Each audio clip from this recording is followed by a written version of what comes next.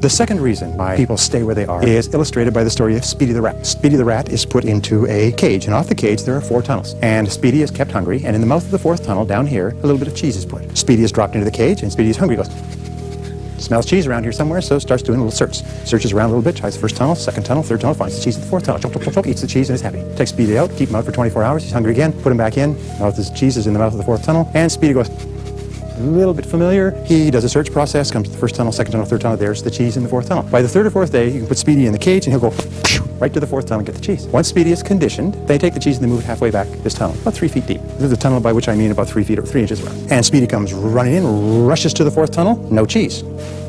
Looks around, backs up, counts. Goes and explores, sniff, sniff, sniff, sniff, sniff, sniff, sniff, sniff, sniff, sniff, sniff, sniff, sniff, sniff.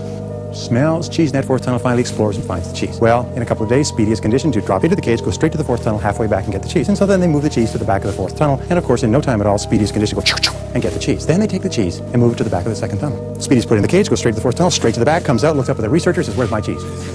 Not a happy camper. They say, I don't know. Speedy turns around, goes back to the back of the 4th tunnel, comes back, hungry. And when you're hungry, you know, you don't have much of a sense of humor, even if you're a rat. Turns around, goes back to the back of the 4th tunnel, comes back.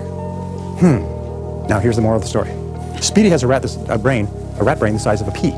You, as human beings, have a 3-pound brain that is the most powerful organism ever conceived of in the universe. We cannot even conceive of anything more complex and more powerful than your brain. You can send thoughts across thousands of miles. You can think of a person and get them to phone you from across the country. You've done this many times before. Your brain is so powerful it's scary when it's properly used. But Speedy has a brain the size of a pea. And Speedy, with a brain the size of a pea, will eventually figure out that there's no cheese at the end of the 4th tunnel. And will begin exploring the other tunnels and will eventually find it at the end of the 2nd tunnel. But human beings, with this incredible brain, will keep going down the 4th tunnel forever. They will keep doing what they've always done. They will get into a rut, which we call a comfort zone.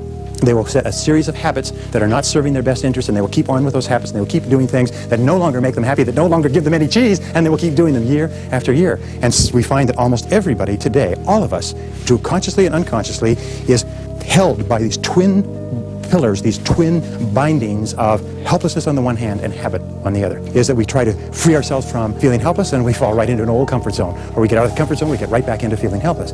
The only way that we can achieve our true destiny is to break the shackles that are holding us, and the answers to both of them are confidence and courage.